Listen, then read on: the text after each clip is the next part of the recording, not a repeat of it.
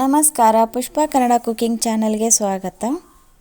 ಮೊಳಕೆ ಬಂದಿರೋ ಹೆಸರು ಕಾಳು ಪಲ್ಯ ಉತ್ತರ ಕರ್ನಾಟಕ ಸ್ಟೈಲ್ನಲ್ಲಿ ಮಾಡ್ತಾ ಇದ್ದೀನಿ. ಚಪಾತಿ, ರೊಟ್ಟಿ, ಅದರಲ್ಲೂ ಖಡಕ್ ರೊಟ್ಟಿ ಜೊತೆಗೆ ಸೂಪರ್ ಕಾಂಬಿನೇಷನ್ ಆಗಿರುತ್ತೆ. ಮತ್ತು ನೀವು ಈ ವಿಡಿಯೋನ ನೋಡ್ತಾ ಇದ್ದೀರಾ, ಸಬ್ಸ್ಕ್ರೈಬ್ ಮಾಡ್ಕೊಂಡು ನೋಡಿ. ಮತ್ತು ಪಕ್ಕದಲ್ಲಿರೋ ಬೆಲ್ ಐಕಾನ್ ಮೇಲೆ ಕ್ಲಿಕ್ ಮಾಡಿ. ನಾನು ಹಾಕೋ ಹೊಸ ವಿಡಿಯೋಗಳ ನೋಟಿಫಿಕೇಷನ್ ನಿಮಗೆ ತಕ್ಷಣ ಬರುತ್ತೆ.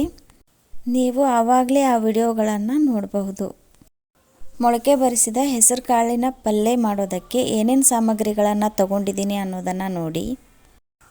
ಮತ್ತು ಹೆಸರು ಕಾಳನ್ನು ರಾತ್ರಿ ನೆನೆಯಿಟ್ಟು ಮರುದಿನ ಮುಂಜಾನೆ ನೀರನ್ನೆಲ್ಲ ಬಸಿದು ಒಂದು ಕಾಟನ್ ಬಟ್ಟೆನಲ್ಲಿ ಕಟ್ಟಿ ಇಡಬೇಕು. ಮರುದಿನ ಮುಂಜಾನೆ ಹೊತ್ತಿಗೆ ಈ ರೀತಿ ಉದ್ದುದ್ದ ಮೊಳಕೆ ಬಂದಿರುತ್ತೆ. ಈ ಪಲ್ಯಕ್ಕೆ ಹುರಿದಿರೋ ಶೇಂಗಾ ಮತ್ತು ಗುರೆಳ್ಳು ತಗೊಂಡಿದ್ದೀನಿ. ಇವೆರಡನ್ನೂ ಪುಡಿ ಮಾಡಿ ಹಾಕೋದ್ರಿಂದ ಪಲ್ಯ ಟೇಸ್ಟ್ ಚೆನ್ನಾಗಿ ಬರುತ್ತೆ. ನೋಡಿ, ನಾನು ಈ ರೀತಿ ಪುಡಿ ಮಾಡ್ಕೊಂಡಿದ್ದೀನಿ. ಕಡಾಯಿಗೆ ಸ್ವಲ್ಪ ಎಣ್ಣೆ ಹಾಕಿ, ಎಣ್ಣೆ ಕಾದ ನಂತರ ಸಾಸಿವೆ ಜೀರಿಗೆ ಹಾಕಿ ಚಟ್ಪಟ ಅಂತ ಸಿಡಿದ ನಂತರ ಕಟ್ ಮಾಡಿದ ಈರುಳ್ಳಿ, ಕರಿಬೇವು ಹಾಕ್ತಾ ಇದ್ದೀನಿ. ಇವಾಗಲೇ ಇದಕ್ಕೆ 4-5 ಎಸಳು ಬೆಳ್ಳುಳ್ಳಿ ಹಾಕ್ತಾ ಇದ್ದೀನಿ.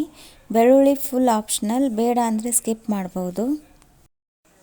ಈರುಳ್ಳಿ ಹಸಿ ವಾಸನೆ ಹೋಗಿ ಟ್ರಾನ್ಸ್ಪರೆಂಟ್ ಆದಮೇಲೆ ಅರಿಶಿಣ ಪುಡಿ ಹಾಕಿ 1 ನಿಮಿಷ ಎಣ್ಣೆಯಲ್ಲಿ ಮಿಕ್ಸ್ ಮಾಡಿ ಲೋ ಫ್ಲೇಮ್ ಮಾಡಿ ಹಸಿಮೆಣಸಿನಕಾಯಿ ಪೇಸ್ಟ್, ಒಂದು ಚಿಕ್ಕ ಟೊಮೆಟೊ, ರೆಡಿ ಮಾಡ್ಕೊಂಡಿರೋ ಶೇಂಗಾ ಮತ್ತು ಗುರೆಳ್ಳು ಪುಡಿ, ಹಸಿ ಕೊಬ್ಬರಿ ತುರಿ, ಹುಣಸೆಹಣ್ಣಿನ ರಸ, ರುಚಿಗೆ ತಕ್ಕಷ್ಟು ಉಪ್ಪು, ಸ್ವಲ್ಪ ಬೆಲ್ಲ ಹಾಕಿ 1-2 ನಿಮಿಷ ಮಿಕ್ಸ್ ಮಾಡ್ತಾನೆ ಬೇಯಿಸಬೇಕು.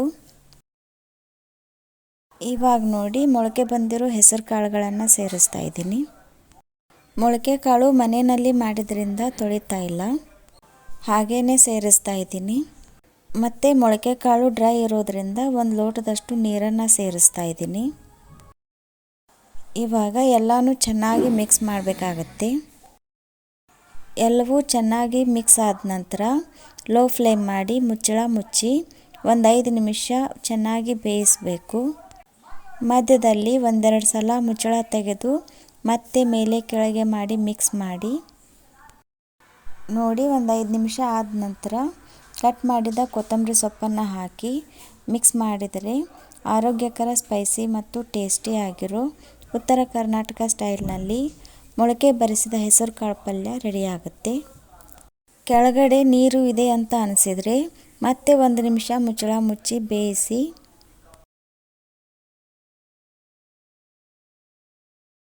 ಇವಾಗ ನೋಡಿ, ರೊಟ್ಟಿ, ಚಪಾತಿ, ಅದರಲ್ಲೂ ಖಡಕ್ ರೊಟ್ಟಿ ಜೊತೆಗೆ ಮೊಳಕೆ ಬರಿಸಿದ ಹೆಸರು ಕಾಳಿನ ಪಲ್ಯ ರೆಡಿಯಾಗಿದೆ. ನೀವು ಸಹ ಈ ವಿಧಾನದಲ್ಲಿ ಒಮ್ಮೆ ಮಾಡಿ ನೋಡಿ, ತುಂಬ ಚೆನ್ನಾಗಿರುತ್ತೆ. ಮತ್ತು ಈ ರೆಸಿಪಿ ನಿಮಗೆ ಇಷ್ಟ ಅನಿಸಿದರೆ ಒಂದು ಲೈಕ್ ಮಾಡಿ, ಶೇರ್ ಮಾಡಿ, ನಿಮ್ಮ ಅನಿಸಿಕೆ ಅಭಿಪ್ರಾಯಗಳನ್ನು ಕಮೆಂಟ್ ಮಾಡಿ ತಿಳಿಸಿ. ಮತ್ತು ತಪ್ಪದೇ ಸಬ್ಸ್ಕ್ರೈಬ್ ಮಾಡೋದನ್ನು ಮರಿಬೇಡಿ. ಧನ್ಯವಾದಗಳು.